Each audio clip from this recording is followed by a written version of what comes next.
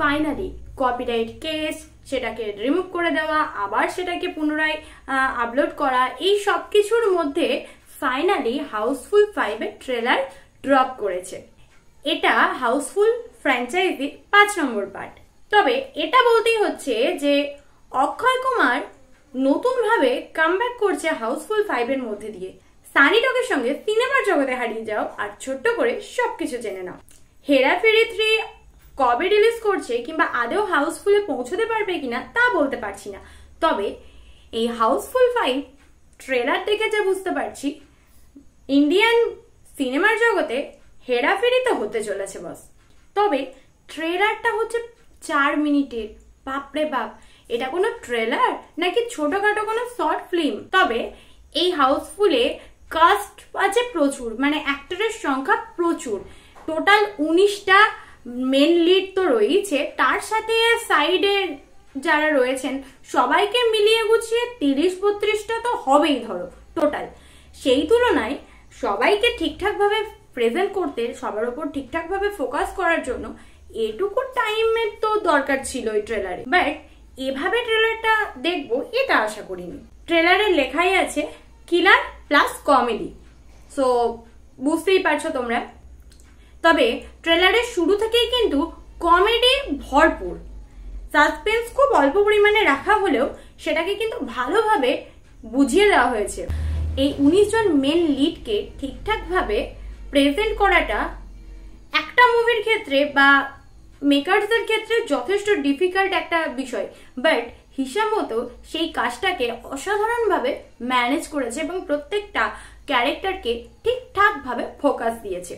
তবে পুরনো যে হাউসফুল তার সাথে কানেকশন রেখেই কিন্তু এই ট্রেলারটাকে বানানো হয়েছে এবং তারও কিছু কানেকশন মুভির মধ্যেও থাকতে চলেছে, সেটুকু ভাই ক্লিয়ার করে দিয়েছে। যেমন ধরো জ্যাকি শ্রফ বলছে ছোটি বাচ্চি হ্যাঁ কিয়া, কিংবা জলি জলি কনফিউশনটা। হাউসফুল ফ্র্যাঞ্চাইজিতে অলওয়েজ অদল বদলের ব্যাপারটা রয়েছে, মানে ক্রস কানেকশনের ব্যাপারটা অলওয়েজ আছে, যার মধ্যে দিয়ে প্রচুর পরিমাণে কমেডি আমাদের সামনে প্রকাশ পেয়েছে। এখানেও ঠিক সেটাই রয়েছে, কিন্তু এখানে একটা নতুন ক্যারেক্টার যুক্ত হয়েছে, যেটা হচ্ছে কিলার ক্যারেক্টার। কিন্তু ট্রেলার বা টিজারে এই ক্যারেক্টারটাকে কোনো রকম কোনো এক্সপোজ করা হয়নি, কারণ এই ক্যারেক্টারের ওপরে ভিত্তি করেই আসল টুইস্ট লুকিয়ে আছে।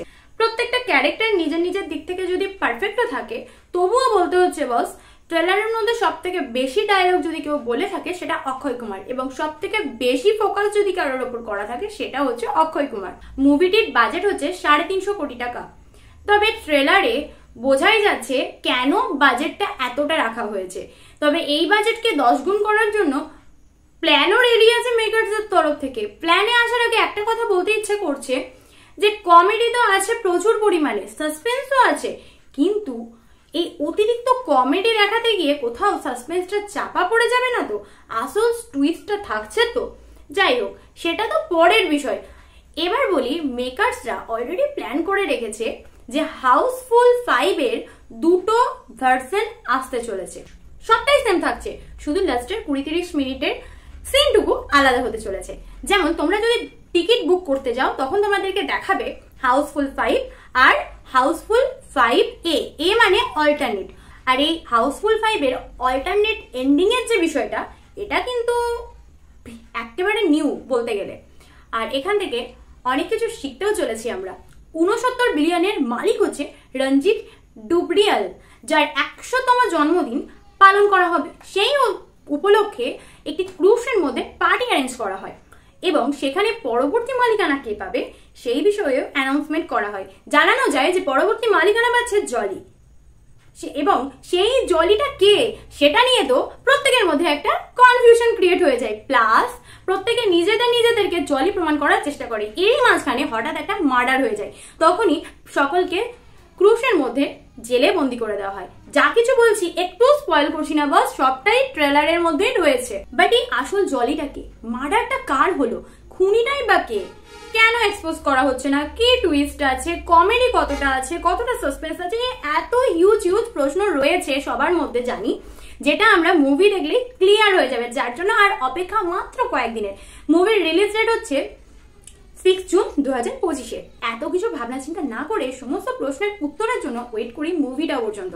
সানি লোকের সঙ্গে সিনেমার বকবক হয়েছে শেষ, আবার আসছি নতুন মুভি নিয়ে। তোমরা সবসময় থাকো ফ্রেশ, আর তোমরা কতটা এক্সাইটেড সেটা জানাতে ভুলো না কিন্তু। টাটা।